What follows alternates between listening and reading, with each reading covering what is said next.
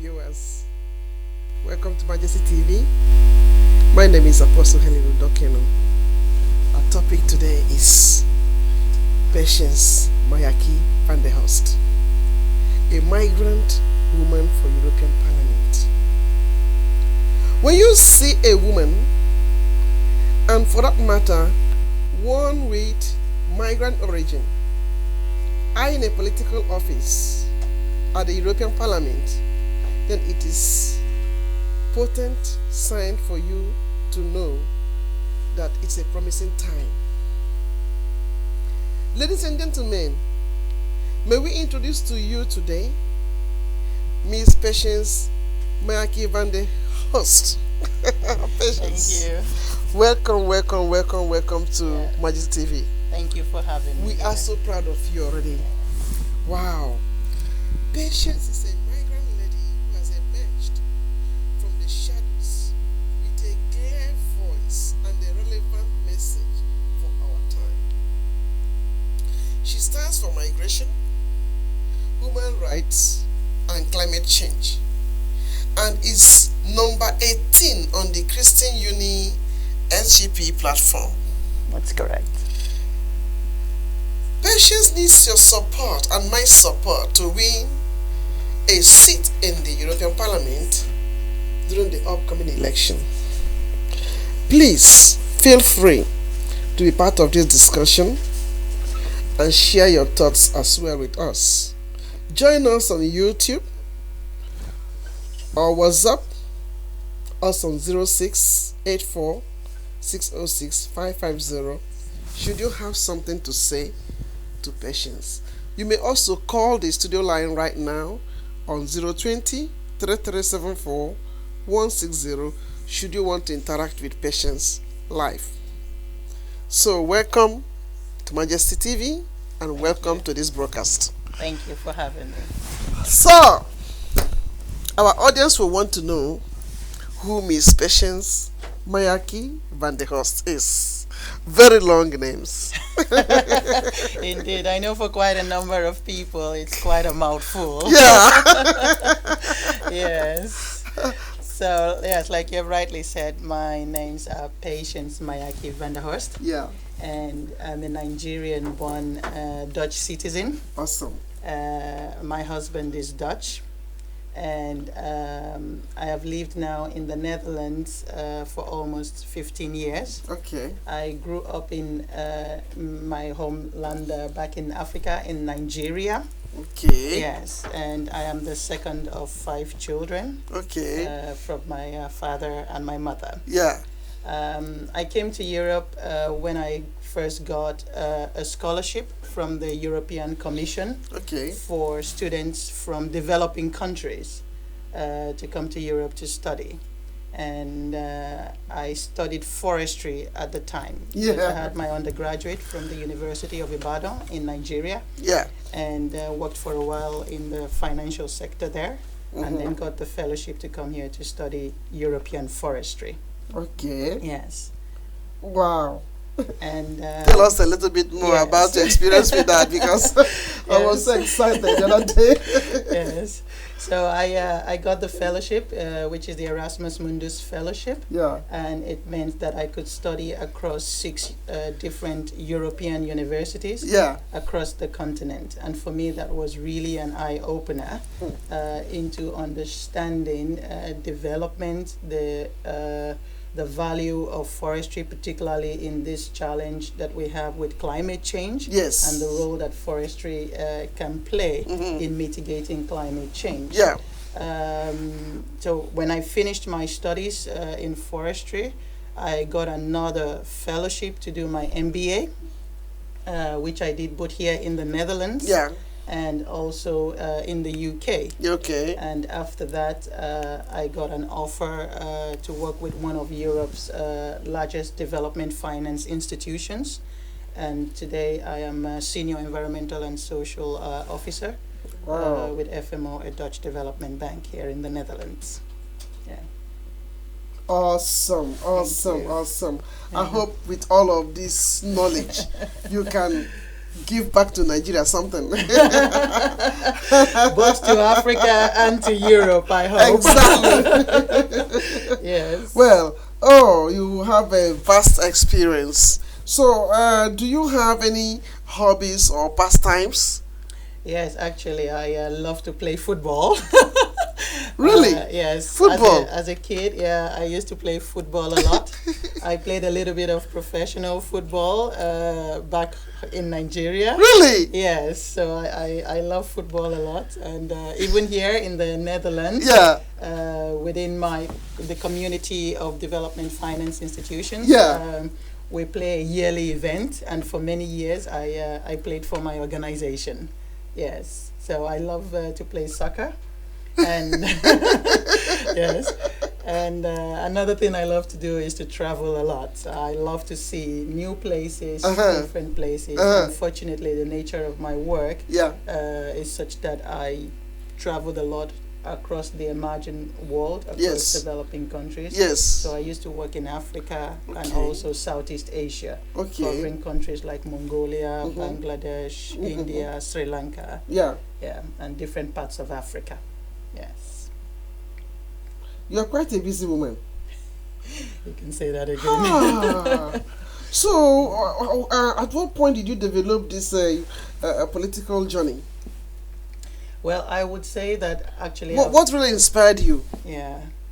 I would actually say that right from my youth, I'd been politically inclined. And as a young lady in high school, I was a member of the Civil Liberties Organization back then, learning more about how to defend human rights, particularly those of the underprivileged.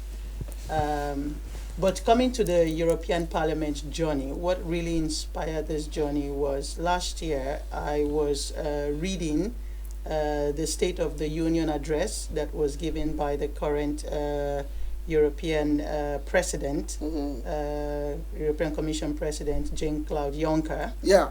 And he said in his statement that we can not talk about the future without talking about Africa. And he said that by 2050, that Africa is going to have a population of 2.5 billion people. Wow. Right, which means that 1 out of every 4 persons on the face of the earth will be African. And I was actually quite excited by that statement until I started thinking in the context of migration and development. Yeah. And I thought that, well, if we're talking about 31 years from now and we do not see transformational development coming out of Africa, where half of that population that I mentioned are going to be youth, where do we think all these young people are going to come? Yes. They are not going to China. They are coming here, which is Europe's twin continent. Yeah. And there is no amount of wall or retention centers that will stop them. Yes. Why? Because these people want to fulfill potential. They have a dream. And if they are not able to fulfill that dream on the continent, they will search for it elsewhere. And that is why we see many taking this hazardous, dangerous journey across the Sahara and across the Mediterranean Sea to get to Europe. So I thought, okay, given the fact that I also have my Dutch nationality, this is the time to stand up and give a voice to the real causes behind migration. Okay. Because all the discourse that I hear from politicians, quite a lot of them have this narrative of fear. Yeah, you know, exactly. That we should push the migrants out. Yeah. But what I think that Europe needs is actually a very good working migration policy that does not allow brain drain out of the continent, but at the same time that is very tolerant, particularly to those who are fleeing from war and persecution, right? And to also have a proper migration policy that addresses the issue of economic migrants. Yeah. Are you thinking that they are the ones that are supposed to... Are you thinking there is a sort of policy that they will develop that can help Africans from migrating? Well, I think to even develop a policy, we need to first go back to the fundamental root causes. Why are people migrating? Okay, the fact is, are they the ones that are supposed to be developing that, what do you call it? developing the system or developing solutions that will help us? Or is it that our own leaders in Africa should do something? Because there must be something that is making people to graduate and leave. Yes, exactly. When you will graduate, you don't get the job. When you will graduate, you know that the responsibilities are all over your head to take care of your siblings, and you have no job, Yes. and nobody is offering you anything. Then before you know it, people are becoming armed robbers, becoming terrorists, becoming this and that, just because they must survive. Yeah. That's the continent. And those who enter politics, they go to embezzle the money. So who are the people to change the situation? Is it the Europeans that are going to come and change the situation for us? Or is it that our own mindset have to change? Well, I mean, you have hit the nail on the head of where the real issues are. But what we need is what I call partnership. And that's why we have the Sustainable Development Goal 17 that really talked about partnership. Okay. Now, Africa cannot do it by itself, and Europe cannot work independently of Africa. Okay. I think the leaders of these two continents need to come together to begin to find lasting solutions. And when I talked about the root causes of the problem, what does Africa need to get out, of its poverty state?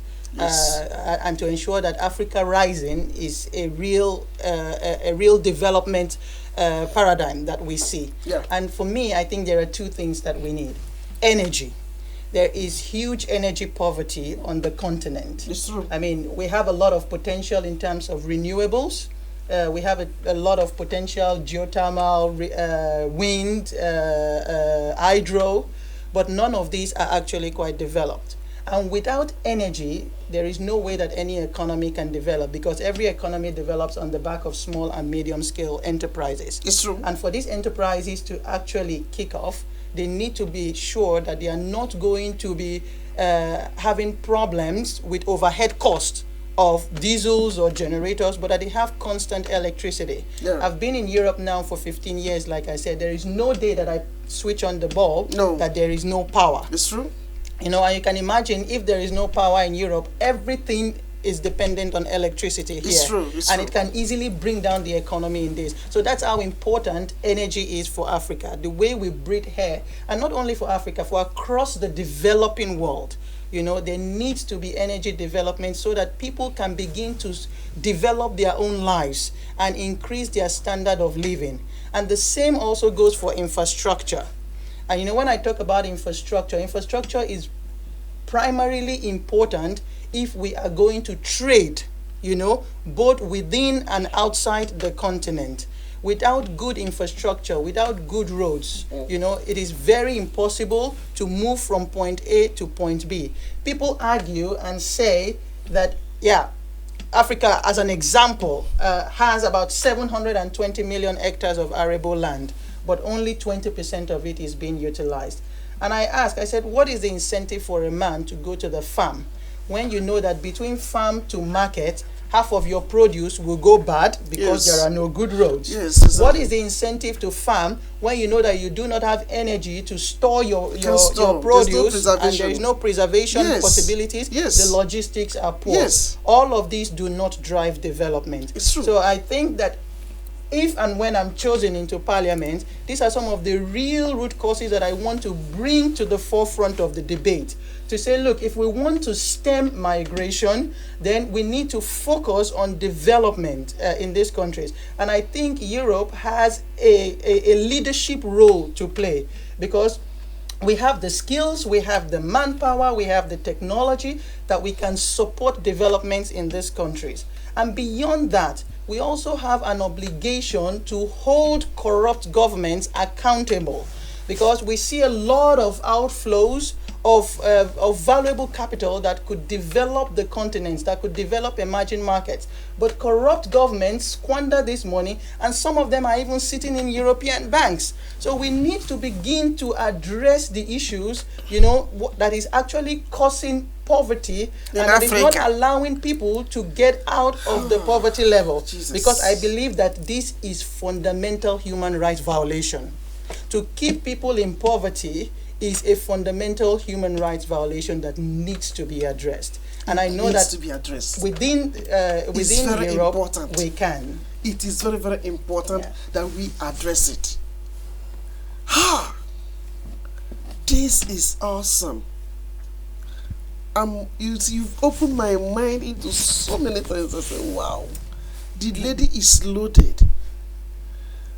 So you think starting with the European Parliament will give you the asset you will need to re-educate our leaders? I believe so. Because you were just speaking and I felt goosebumps all over me. I said to myself, I wish there's a way to gather all the African leaders for you. Just 1 hour. They will hear your heartbeat. Can change a lot. Gather them at a time, not just going to one and begin to lobby. No, tell them, hit the nail, just the way you've spoken now. Yeah, and I think mine is just one of many thousands. We don't have energy. I never saw energy that way. The importance of energy. That means without energy, we can't really live, because everything is like dependent on energy. Absolutely. From the doctor to the farmer to they all depend on that. Absolutely. The small scale industries and the small private organizations and the companies, they all depend on energy. Absolutely. And here in Africa, I don't know how often you travel, but in Nigeria, it is a mess. There is no second light is not off. And if it's not off, people are putting their generators, putting their this and putting their that. I don't know why that system is not working. Nothing seems to be working. What about solar energy that all of these other countries are using? Here, if you are driving, you'll be seeing them with their solar panels everywhere. And our leaders are coming here all the time. Absolutely. Don't they see all of these? Absolutely. We talk about infrastructure. When people set up from Lagos Island to go to the other rural, it takes almost 6 hours. No, I can even give you a very practical example. And the Eko Bridge is sinking, it's sinking, and they are watching the Eko Bridge sinking, and they are doing nothing until maybe one day now it will just collapse. And many cars will be on top, it collapses and swallows lives before they will do something. No, I fully hear you. I think about 4 years ago I was visiting Nigeria, and my first week there, on a day going back from the office, back from the island to the mainland, it took me 6 hours because of traffic problems. And I had to imagine and think to myself that someone flying from Amsterdam to Lagos takes exactly the same 6 hours to get to Lagos. And you can imagine if you translate the productive time that the average person spends in traffic because of bad infrastructure. We are talking about trillions, cumulatively. It is so frustrating. So I think there is a lot that needs to be done. A lot. And I believe that we need the support of Europe in helping in Africa's development, but not only Africa, across the developing world. So that we at least reduce this pressure on Europe of people who want to come and have a better life. Even within our union here, we also see, I was listening to the Euronews the other day, and a young lady from Greece, they were asking to her that after graduation, would you stay back? And she said, immediately, she said, I don't think so, because I cannot dream here. And if a European national is saying that I cannot dream in my own country and I need to move where I can succeed, then you can imagine someone that is even non-European that is faced with 10 times more the challenges that she is facing, why they are making this dangerous journey. It is not by choice, but it's a decision that is made out of the need to survive, and to survive at whatever cost. So we need to address the fundamental problems. Exactly. So to you feel migration will never stop? Well, I wouldn't say that it will never stop. I mean, people move, even within Africa, people migrate. So Yeah. people will always move when they want to. Mhm. But I think it makes more sense that it is a decision that is made out of choice. Because think about it, if people actually have the opportunity to develop in their own countries, we will benefit from that in Europe. Why? Because it will boost the tourism industry. People can decide that, okay, I want to go to Europe to spend my holiday 1 week, 2 weeks, 3 weeks, and they go back to their countries. So it boosts tourism for us here in Europe. It creates new alliances also Yeah. for us with Yeah. other governments because, like I said, we have the skills, we have the capital, we can support this country, these countries, which means that we also create more jobs even for Europeans Yeah. outside of the European continent. It's true. You know, to support development in these countries. So there is a lot of positives that can come out of this, and particularly if we choose to work together. And that's Yeah. the same thing too. Like the issue of infrastructure is hindering Africa terribly. That's why we don't promote tourism. Yep. You see, Yeah. because when where would you want to talk? When I go to Ghana, from a little village, from Accra, maybe to another little city, Yeah. that will take you maybe about 2 hours, you will just be stuck with hold up. Yeah. The traffic will keep you there for 6 hours. Exactly. So it's a very big problem. Yeah. So when the white people go there, we cannot promote tourism. Oh, absolutely. We cannot, because we can't generate that.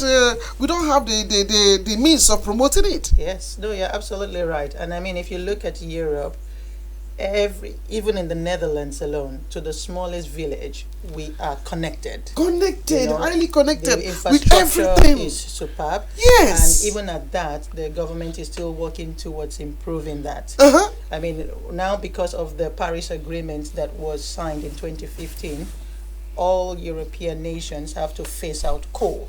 But you can already see nations beginning to think of transition into renewable energy. How do we ensure that by 2030, you know, most of our energy mix does no longer consist of fossil fuel, but of renewable clean energy? I think the beauty of it for Africa, for instance, is that we don't even have to take the expensive measures that Europe is going to take now, simply because we are starting from almost zero. Yeah. You know, Yeah. so we can really build up the hydropower potentials that we have. We can build up the energy potentials that we have from scratch as a continent, right? And that means huge investments. Yes. And the infrastructures are there to make that happen. I mean, Europe, we have a lot of development finance institutions who are very much involved in private sector development in emerging markets. And you can imagine if we join forces to work together, building the necessary infrastructure, building the necessary energy systems across the value chain of generation, transmission, and distribution. Once we work together, in 5-7 years, I believe that we achieve a can lot. see huge transformation Yes. across the continent. Yes, Yeah. yes. But then what are our fears then? Why are we not entering into alliance with them? Well, I would say that one of the things Is it that we our need- leaders we are need not- good leadership. I think They are not seeing what we are seeing. They don't see. It's not necessary for them. I think governance is key, and having people in authority who have long-term vision for the nation. I think that's very important. And also for the masses to understand the importance and the power of their vote. That when they go out to vote, whoever it is that they vote for, the key question is, what is this person going to deliver in terms of positive change for the economy? Yes. You know, ask very critical questions. Yeah. And it's the same for the European Parliament elections that we are going in for. Yes. What are the goals and the objectives of the person that you are going to vote for? Yes. What are they going to deliver, you know, to promote development, to promote peace, to promote prosperity, to promote security within the union? So I think these are key questions that electorates need to begin to ask people who are coming yes. to say, they want to serve. Yeah, and like are they you really now. coming to serve? Yeah, exactly. These are Like fundamental questions. yes, that very needs very to be important. asked. So, how far have you gone with your campaign, and what are the responses of the people? Actually, it's been tremendous, I have to say. I sometimes stand at train stations and give out leaflets to people. Yeah. And irrespective of race, of ethnicity, Yeah. once people see that a woman is coming out to run for parliament, Yeah. there is a lot of positive energy that I get back. Awesome. And they're excited about it, and they are going to go out and vote. Yes. So, yeah, I think for me, the support has been very, very positive, and I've been highly encouraged. Yes. Because actually, I understand that the way I know it now in Parliament, we don't have a lot of non-native Europeans in Parliament. If I'm not mistaken, I believe we have just one black woman in Parliament and 4 people of African descent. Really? So yes. So I think now we see the wave of change happening, and which means that everyone, needs to be represented. Every voice needs to be heard. Yes, because you have Europeans of African descent, you have Europeans of Asian descent, you have Europeans of Latin American descent. So we are, there are several new breeds of Europeans, and all of these voices need to be heard to build a stronger, united Europe. I believe that. I believe that, sweetheart. So when is this election coming up? So the election is going to be on the 23rd of May in the Netherlands. So on the 23rd, please, I encourage everyone to go out and vote. Let your voice be heard, make your vote count. Go out there, give, vote for your candidates. I hope you will vote for Patience. Please vote for Patience. Number Christen Unie-SGP. Yeah. Yes. You are our candidate, honey. You are. Those of you who love Majesty TV, please, this is your candidate. You love Radio Voice of Nigeria, this is our candidate. Go out in your masses and go and vote. Who are eligible to vote, honey? So if you are a Dutch citizen, you are eligible to vote. You don't need to do anything. Your voting card will be sent to your home address. All you need to do is on the day of election, on the 23rd of May, just go out into the polling booth nearest to you and vote. Cast your vote.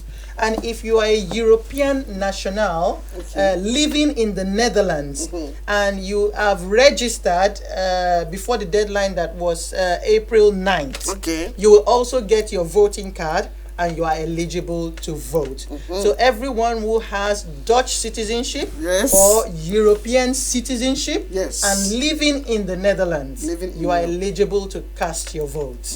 So those of you who are from us and you have your Dutch nationality, please, without any further delay, mark that date, 18th or 23rd of May, number 18, Christen Unie-SGP. Yes. It is for, please, Patience Mayaki-van der Horst.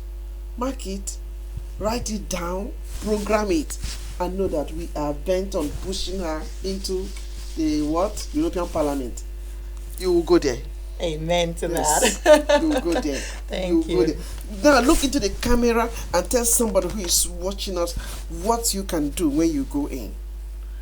So when I go in, for everyone, when I go in, I'm going to be supporting not just the African community, but it's the whole of Europe. That I will be there to protect your rights. Exactly. But as a migrant living in the Netherlands, your right, to live your life as an equal citizen is important. And that I will be defending in Parliament to ensure that you do not live as a second-class citizen, to ensure that you can take care of your children as every other citizen in this country and beyond within the European Union. So your rights will be defended, and also to ensure that together we see the European Union, we see this country, we see this continent as our home. Many of us have come here and we have been treated well and received warmly. and this is home now. Yeah. And we need to build this continent together. So the wave of populism, the narrative of fear has to go. Yes. You know, we are here to help to build Europe. Yeah. Because this is our home. It's our so home. let's do it together, and I will make sure that that right is defended for you, for your children, and for posterity. So please go and vote. Go and vote, honey. I'm so convinced with you. I'm so convinced, honestly speaking. And so when you go in, you will defend our right. Yeah. So they fear that we are strangers. We are no more strangers. So No. this is our home. Yes. Make do with what God has given to you.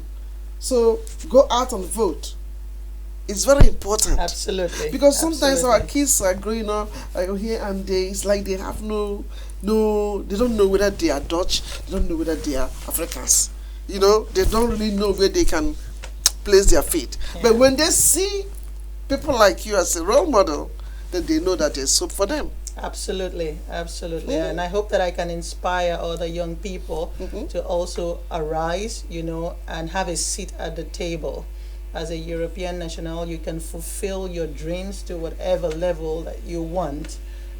So in the local politics, in the national politics, in the international politics, please do not be afraid to take a seat at the table, because you can be the voice of the voiceless. Yes. So those who are watching us right now, in case you want to call the studio line because you want to interact with Miss Patience Mayaki-van der Horst, give us a call on 020 3374 160, or send your message to the WhatsApp as well, and then I can read it out and she can answer you. Maybe there's something you want to tell her, you want to encourage her, please feel free to call the studio line now. 020 3374 160. Patience Mayaki-van der Horst, our potential European Parliament member. Yes. Absolutely. She is seated here live on Majesty TV, ready to hear your voice. So, honey, tell me again, what would the ordinary woman benefit when you become part of this European Parliament member?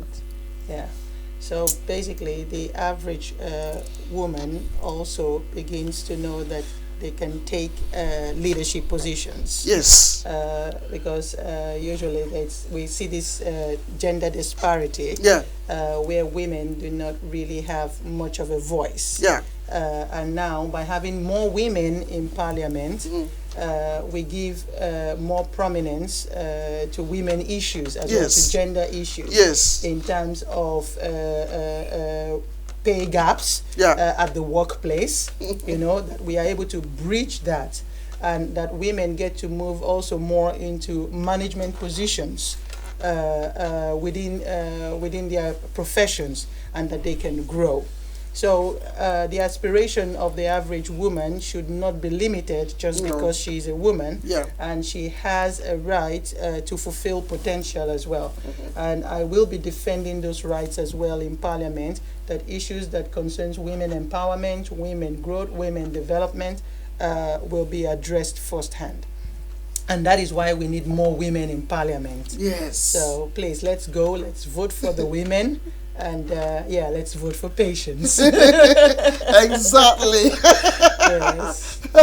Tell them your number once again. So my number on the list is number 18, list 7. So that is the Christen Unie-SGP.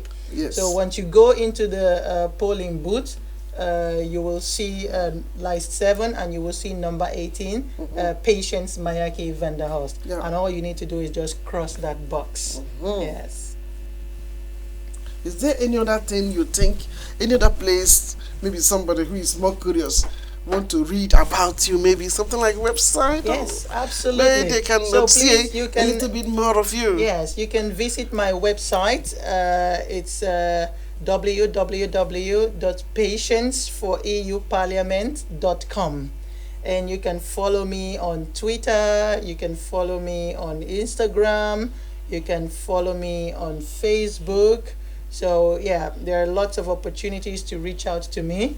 If you have questions, I will be willing to respond to them. Yeah. And please, if you want to join me on the campaign trail, just let me know. We're going all over the country and letting people know that the Christen Unie-SGP is once again running for parliament and hoping for more seats in parliament this time. So please, you can read more about me on my website.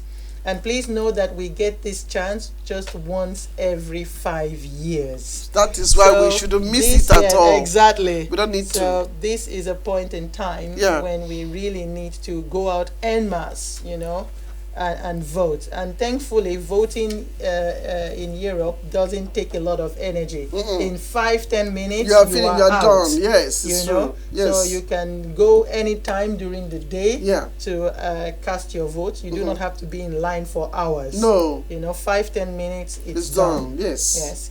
And with this vote, I hope that we will change the face of Europe for better. It is. Yeah. It is. So I believe that we don't really need to overstretch the information. You've heard it, and you've heard it clearly. She is vying for your vote to go in for the European Parliament. Please make it happen for our own. Make it happen for Patience, and you will not regret it. It's if our own begin to enter into this European Parliament, they will do a lot. You've heard her. She's going to defend our rights. She's going to make sure that there is gender equality. All of those areas where you are having some little fear. Do I belong? Am I a Europa or am I an Afrikaner? There will be an absolute solution. There will be, you will have the feelings that this is where you belong. Nobody is going to be discriminating you or your children. So this is the time. Once in 5 years, we have this sort of opportunity. Women, men of our descent, please come in your masses. Let us go and vote in our own person.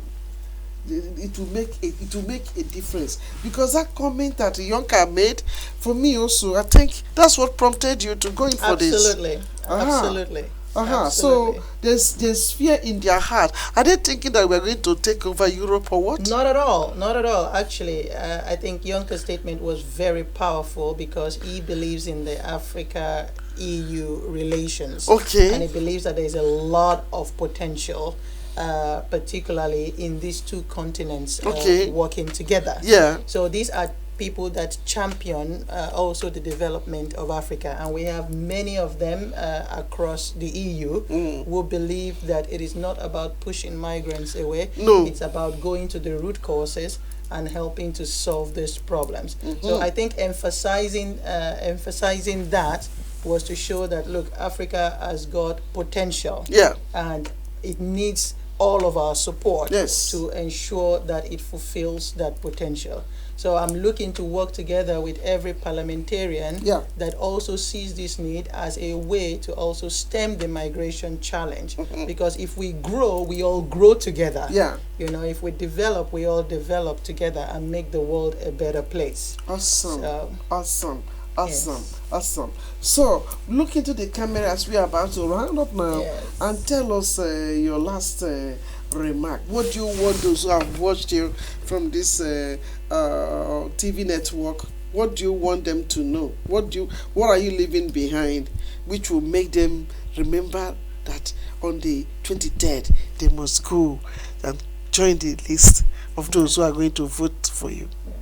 So I want to say that Christen Unie-SGP stands for fairness, for justice, for equity, and for a Christian voice in Europe. Yes. For that of faith, courage, and inspiration. And that is what I stand for as well. That, we are equal in the sight of God. And everyone deserves the right to live a good life, have a good standard of living. And I think that is what the European Parliament is also set to do, to help ensure that we have policies that protects the rights of its citizens and ensures a stronger, united Europe. So my hope is that on the 23rd of May, We will all go out, we will vote, and we'll also allow different voices to Hello, be heard caller. in Parliament. Hello. Yes, caller, please, can you speak? Yeah, good afternoon. I'm What Hello, David. caller. I'm calling because I want to ask Mrs. Patience van der Horst a question concerning what I hear him saying on the TV. Yeah, but thank you so much. May we know who you are? Pardon? May we know who you are? Yeah, I am our David, a secretary to the Congress of African Diaspora. All right, thank you. So, what's your question to Ms. Patience? Mrs. Patience van der Horst question concerning what I hear him saying on the TV. Yeah, but thank you so much. May we know who you are? Hello? Pardon? May we know who you Hello? are? Yeah, I am our David, a secretary to the Congress of African Diaspora. Hello?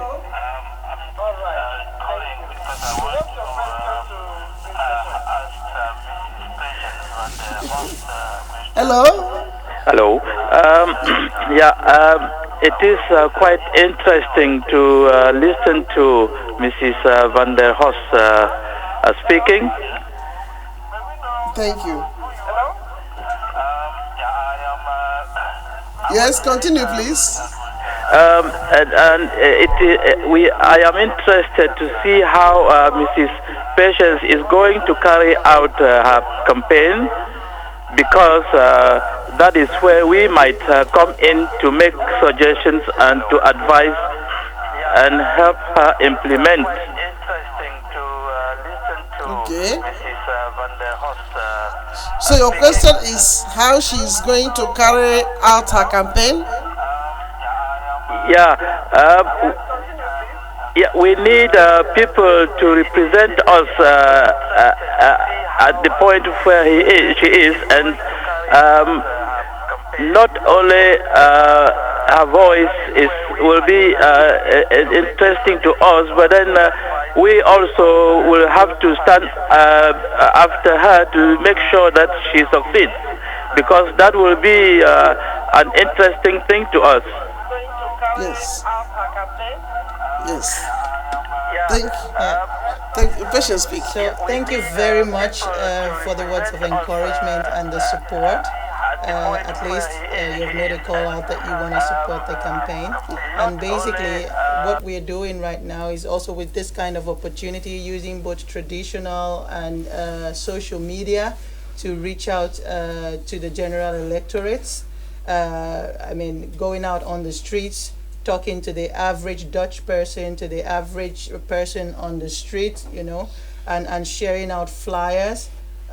We go out every weekend distributing the campaign flyers to people and engaging, the average citizen on the street about why I'm running for parliament and what I'm hoping to change. So please, if you would like to support that and join us, then you're very much welcome to do that. We need every support that we can get out there, and also to be able to share more flyers, to be able to raise more awareness.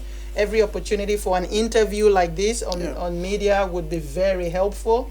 So I'm very open to suggestions. I'm open to ideas on how we can penetrate more across the entire country, so that people also know that we have a new candidate on the block who is interested in influencing positive change. So I'm very much welcome to discuss whatever other opportunities that you think might be available to make this happen.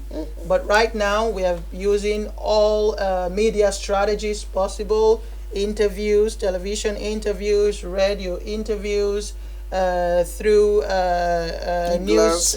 newsletters, newspapers, And of course, we need financial support as well. So if you want to donate to the campaign, you can do so online. All of this information are available on my website, how you can support the campaign.